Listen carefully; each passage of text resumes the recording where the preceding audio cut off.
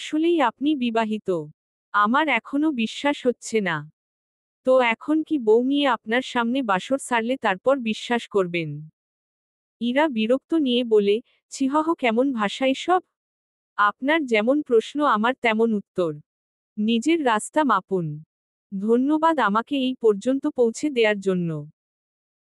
আপনার ধন্যবাদ রোদে শুকিয়ে বয়ামে ভরে রেখে দিন, অন্য কাউকে বিরক্ত করার পর আবার কাজে আসবে।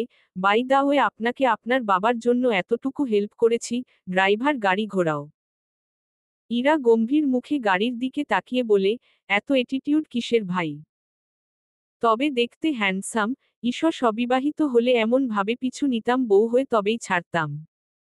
এমন গায়ে পড়া স্বভাবের মেয়ে জিয়ানের একদম পছন্দ না। জিয়ান বাসায় এসে ড্রেস খুলে খালি গায়ে চোখ বন্ধ করে শুয়ে আছে। কিছুক্ষণ শুয়ে থেকে ওয়াশরুমে চলে গেল, শাওয়ার নিয়ে তোয়ালে জড়িয়ে রুমে এসে ড্রেসিং টেবিলের সামনে দাঁড়িয়ে হেয়ার ড্রায়ার দিয়ে চুল শুকিয়ে নিয়ে বডি স্প্রে করল। আয়নায় তাকতেই নিজেকে দেখে বলে, আমি এই 5টা দিনে 5বারও নীলাঞ্জনার কথা ভাবিনি। আচ্ছা নয়না কি আমার মনে কোনোভাবে জায়গা করে নিয়েছে? নাকি এসব সাময়িক মোহ? জিয়ানের ভাবনার ছেদ ঘটল ফোনের রিংটোনে। 7-5 না ভেবেই রিসিভ করল জিয়ান। নয়নার চোখের সামনে জিয়ানের অর্ধনগ্ন শরীর ভেসে উঠল, নয়না সাথে সাথে চোখ বন্ধ করে নিল, এক হাত নিজের বুকের পাশে রাখল। মনে হচ্ছে হৃৎপিণ্ড এখনই বের হয়ে আসবে ভেতর থেকে। এই লোকটা আমাকে মেরাই ফেলবে এভাবে। জিয়ান টি শার্ট পরতে পরতে বলে, চোখ বন্ধ করে রেখেছ কেন? কয়েকদিন আগেই কে যেন বলেছিল দেখার মতো জিনিস চোখের সামনে থাকলে তো দেখবই, তা এখন চোখ বন্ধ কেন? আপনার লজ্জা কই? বেচে দিয়েছি, ওসব লজ্জা টজ্জা ছেলেদের মানায় নাকি? লজ্জা কেউ বেচে দিতে পারে? নিজের জন্য একটু তো রেখে দিতে পারতেন। বেবি এখন চোখ খুলো, আমি শার্ট পরেছি। নয়না চোখ খুলল কিন্তু জিয়ানের দিকে সরাসরি তাকাচ্ছে না। কি গো, দৃষ্টি নিচে রেখে আমার তোয়ালের ফাঁকফোকর খুঁজছ নাকি? নয়না এবার বুঝি লজ্জায় মিলিয়েই যাবে, খট করে ফোনটা কেটে দিল। ধুর, কে বলেছিল এই প্লেন ড্রাইভারকে এত হ্যান্ডসাম হতে? চোখ মেললেও এখন প্লেন ড্রাইভার, চোখ বন্ধ করলেও প্লেন ড্রাইভার। পরীক্ষার খাতায় কি লিখব? জিয়ান হাসতে লাগল। পিচ্ছি বউ তো দারুণ উপভোগ্য। কেন যে প্রেম করে দেবদাস হওয়ার দ্বারপ্রান্তে পৌঁছালাম। 3/4 প্যান্ট পরে নয়নাকে আবার কল করল। নয়না পিটপিট করে জিয়ানকে দেখছে। মিস ষোড়শী বালিকা, আপনি পুরোপুরি ভাবে তাকাতে পারেন, এখন আপনার কোন ডিস্টার্ব হবে না। নয়না তাকালো। মনে মনে, ঈষৎ ব্লু রঙের টি শার্টে এত হ্যান্ডসাম লাগছে কেন? কোন মেয়ের দৃষ্টি পড়লে তো ক্রাশ খাবে? এভাবে তাকিয়ে কি দেখো? আমি কি তোমার ক্রাশ বিলাল আব্বাসের চেয়ে বেশি হ্যান্ডসাম? নিজেকে কি মনে করেন আপনি? আমি মোটেও আপনাকে দেখছি না। আমি দেখছিলাম আপনার পেছনে থাকা মিরর, কি সুন্দর মিররের ডিজাইনটা। আবার আসলে এটা আমার জন্য নিয়ে আসবেন। আপনি আমার কে? আমি আপনার অর্ধাঙ্গিনী। সত্যি? নয়না মাথায় হাত দিল, এসব কি হচ্ছে তার সাথে? জিয়ান ঠোঁট টিপে হাসল। নয়নার দিকে তাকিয়ে বলে, তুমি কি আদৌ অন্য কোন ছেলের সাথে রিলেশন করতে পারবে? পারবো না কেন? 100বার পারবো। আমি কি কম সুন্দর নাকি? তোমাকে অসুন্দর কে বলল?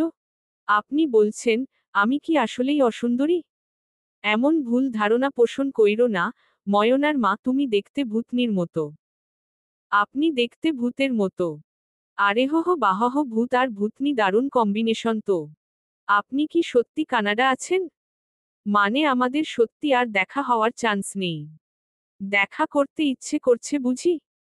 আসলে দোষটা তোমার না, দোষটা তোমার বয়সের। কয়েকদিন পর আর আমার কথা মনেও থাকবে না। আসলেই আপনাকে ভুলে যাব, এটা কি সম্ভব? অনেক বেশি মিস করছো বুঝি?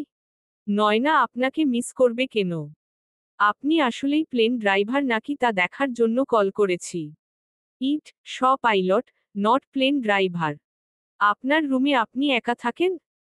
নাহহ, আমার 4টা বউ আর গোটা কয়েক বাচ্চা কাচ্চা নিয়ে থাকি। সোজা কথা বলা যায় না? সমস্যা কি তোমার শুনয় না? পড়তে না বসে মোবাইল নিয়ে পড়ে আছো কেন? সমস্যা কি মানে? সমস্যা হলেন আপনি। সমস্যার মা, সমস্যার বাপ, সমস্যার 14 গোষ্ঠী সব আপনি। কোথাকার প্লেন ড্রাইভার আমার মাথাটা খেয়ে ফেলছে। কোথাকার প্লেন ড্রাইভার মানে? আমি জিয়ান রেজা চৌধুরী, ক্যাপ্টেন রেজা চৌধুরী মানে বুঝো? ফার্স্ট অফিসার আমি, সো রেসপেক্ট। আর ফোন রাখো, পড়তে বসো, আমার কাল ফ্লাইট, সো রেস্ট নিতে হবে। শরীর ফিট রাখতে হয় বেবি। নয়না ফোন কেটে দিল, কি পেয়েছে আমাকে?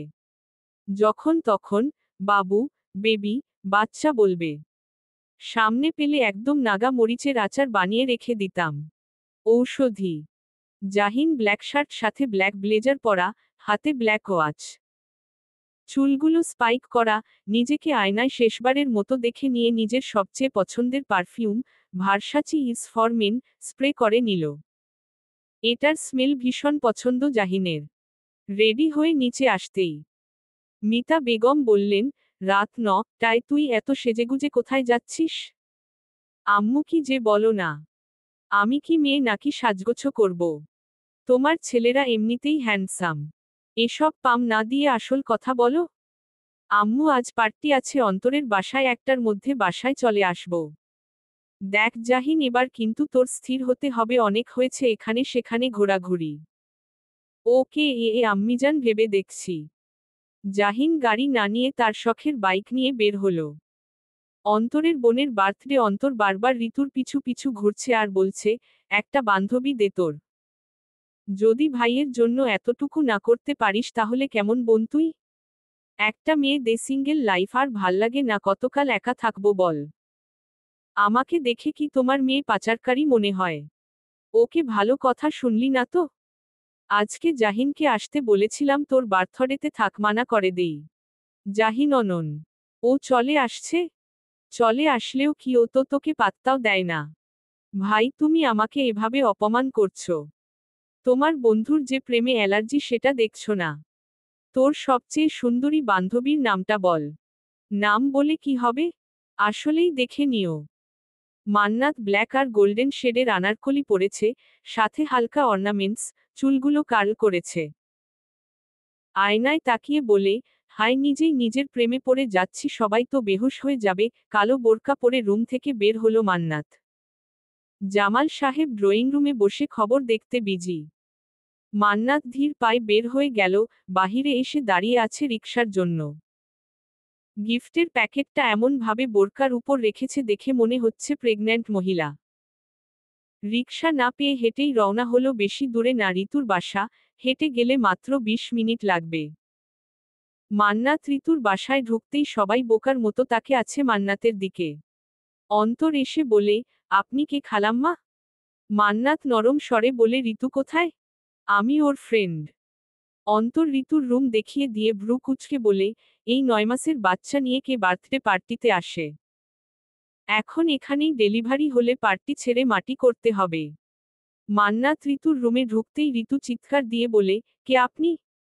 মান্নাত গিফটের প্যাকেট বেডের উপর রেখে বোরকার নেকাব সরিয়ে বলে, আমি। ঋতু আরেক দফা অবাক হয়। কে আপনি? মান্নাত বোরকা খুলে চুলগুলো ঠিক করে বলে, সাবকি হো সুরানে ওয়ালি মান্নাত হু। আরে ইয়ার। তোকে চেনাই যাচ্ছে না। দাদিয়াম্মা থেকে সোজা হটনেসের দোকান। কিভাবে সম্ভব? সেসব বিরাট কাহিনী পড়ে বলবো, এখন বল সারপ্রাইজ কেমন লাগলো? হার্ট অ্যাটাক হতে হতে হয়নি। মান্নাত ইয়ার, এত রূপবতী হয়ে এমন গায়া ভূত হয়ে কলেজে কেন আসিস? কলেজে পড়তে যাই, রূপ দেখাতে না। এবার বল বাকিরা কোথায়? সব ছাদে। চল আমরাও যাই। জানিস আজ আমার জান্টুসও আসবে পার্টিতে। তোর আবার জান্টুস আসলো কোথা থেকে? তুই না পিওর সিঙ্গেল, একদম হট চিলি সসের মতো পিওর? জান্টুসকে তো পটাতে পারিনি। ওহহ, এই কেস। এখন চল বাকিদের শক দেই। যারা এসেছে তোকে দেখলে সত্যিই 440 ভোল্টের শক খাবে। ঔষধি। লাবিব নীলাঞ্জনার কাছে এসে নীলাঞ্জনার ঘাড়ের চুল সরিয়ে কিস করতে লাগল। নীলাঞ্জনা সরে দাঁড়ালো। লাবিব এবার আরো গভীরভাবে স্পর্শ করতে লাগল। নীলাঞ্জনা সরে যেয়ে বলে, সব সময় এসব ভালো লাগে না। আমার কি মন নেই? ফিলিংস নেই? তোমার ইচ্ছে করলেই এসব করতে চলে আসো। লাবিব নীলাঞ্জনার চুল মুঠ করে ধরে বলে, বাবা তোকে মেনে নিয়েছে, এর জন্য উড়ছিস? আমি ছুঁড়ে ফেলে দিলে সব পাখা ভেঙে মুখ থুবড়ে পড়বি, আমার তোকে এখন চাই মানে চাই, চাহিদা পূরণ করবি নয়তো এই দেশে টাকা ছিটালে মেয়ের অভাব হয় না। নীলাঞ্জনা লাবিবের কথা শুনে অবাক হয়ে তাকিয়ে রইল। একটা মানুষ এত নিচু মাইন্ডের কিভাবে হতে পারে? আমি সত্যিই এই মানুষটাকে ভালোবেসেছিলাম। লাবিব নীলাঞ্জনাকে জড়িয়ে ধরে আদরে আদরে ভরিয়ে দিতে লাগল। নীলাঞ্জনার চোখ থেকে বোবা অশ্রু গড়িয়ে পড়ছে, যে ভুল সে করেছে তার মাশুল তাকেই দিতে হবে, এই মুখ নিয়ে ফিরে যাওয়ার রাস্তা যে বন্ধ।